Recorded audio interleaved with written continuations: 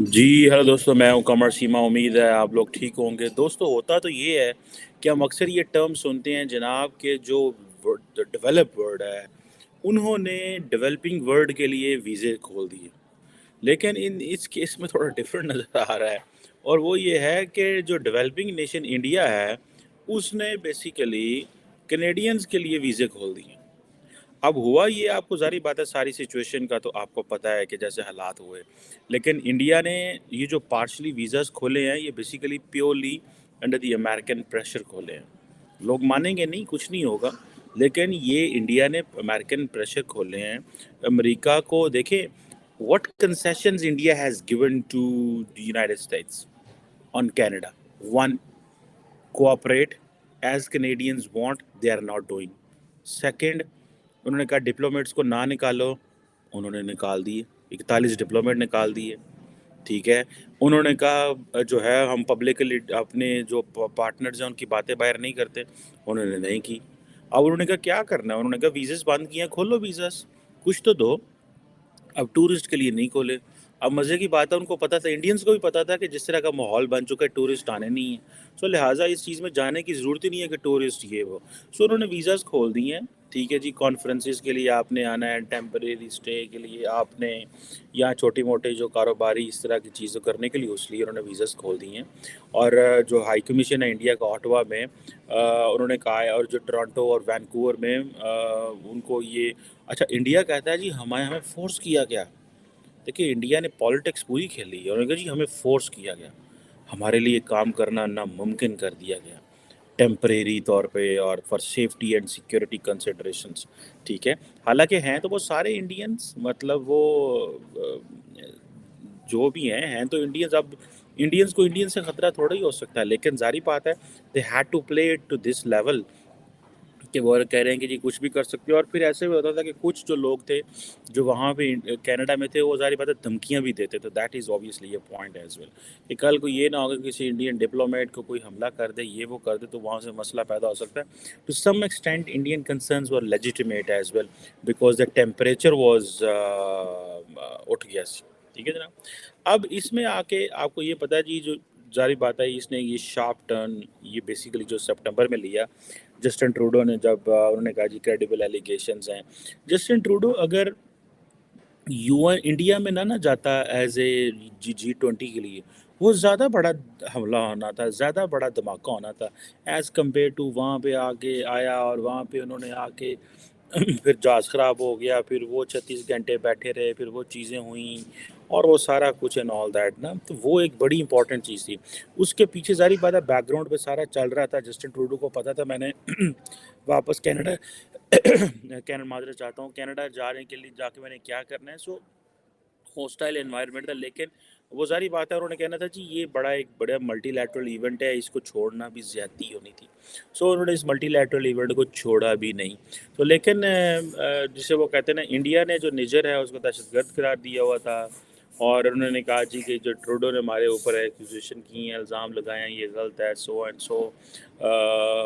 اور پھر ویزا بند کر دیے. اور جسٹ اس وقت جے شنکر نے کہا کہ یہ ہمارے ڈپلومیٹس کے لیے سیف نہیں ہے. ٹھیک ہے.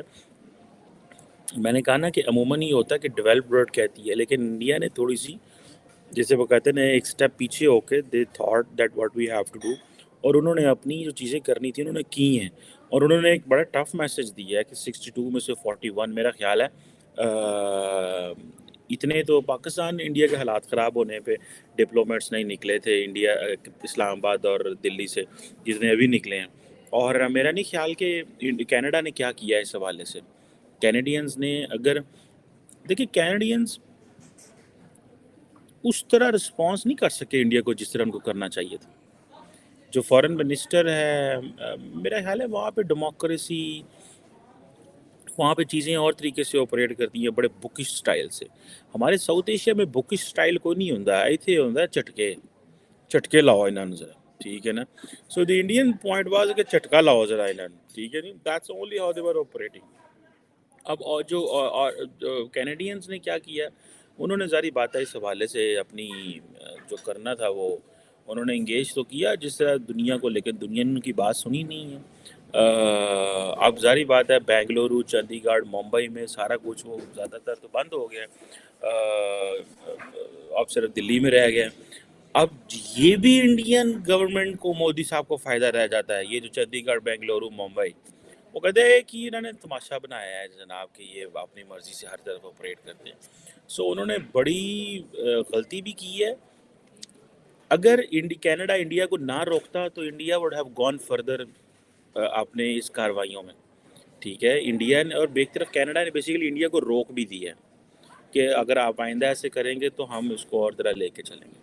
ठीक है, सो अगर जैसे फॉर एग्जांपल ये स्क्वाड होते हैं डिफरेंट मुल्कों में, क्योंकि बहुत सारे इंडियंस ये कहते हैं कि अगर नरेंद्र मोदी ने ये किया है तो क्या हो गया, अगर रॉ ने ये किया है तो क्या हो गया, MI6 भी तो करती है, रॉ क्या नाम है, CIA भी तो करती है, और एजेंसीज भी तो करती हैं, अगर हमने कर लिया तो क्या होगा। कई लोगों का इंडिया में ये भी कहना है। अब ज़ाहिर बात है इसमें एक सबसे जो बड़ा तकलीफ थी वो तो अमेरिका को थी। उन्हें कहा दोवें साढ़े यार ने तो दोवें जड़े ने वो आपस में लड़ पैन। इंडिया अमेरिका के लिए तो कोई जिसे कहते हैं ना विन विन सिचुएशन नहीं थी। ठीक है जी, कनाडा जो है वो प्रॉपर एक फैलो डेमोक्रेसी है।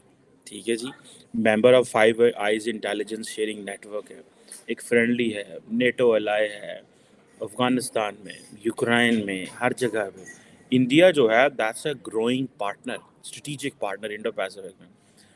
अब मैं आई मेट समवन, उन्होंने मुझे एक टर्म बोली, उसने कहा America has invested so much in patience on India, यानी कि अमेरिका ने सब्र पे इन्वेस्टमेंट की हुई है because of what the Indians have been doing in buying weapons from Russia, buying oil from Russia, and all this. So they are investing in patience. They are not just investing in India, they are investing in patience as well to build that relationship with India. So आप imagine करें कि जब America patience पे invest कर रहा हो तो कितनी लोड है उन्हें, उनको कितनी ज़रूरत है।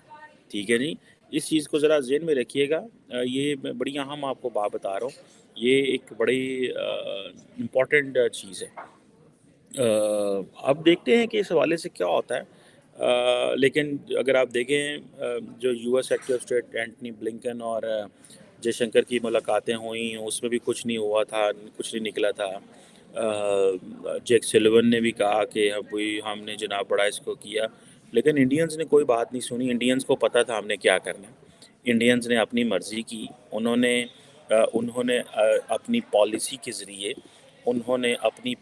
ज़रिए घर में भी फ़ायदा लिया इससे, इंटरनेशनली भी फ़ायदा लिया। और आपको पता है नरेंद्र मोदी जो है वो इलेक्शन मोड में था भाई। इलेक्शन मोड में तो आप कभी भी ऐसा फ़ैसला नहीं करते, पर्टिकुलरली आप डेवलपिंग नेशन हो, साउथ एशियन नेशन हो, आप कैसे अफोर्ड कर सकते हैं कि आपके ख़िलाफ़ जो है वो एक मेजर वेस्टर्न कंट्री को कार्रवाई करे और आप खामोश रहें। सो मेरा ख्याल है टाइमिंग वाज़ एब्सोल्युटली रॉन्ग। अगर और मज़े की बात यह है कि अगर जो क्या नाम है उनका,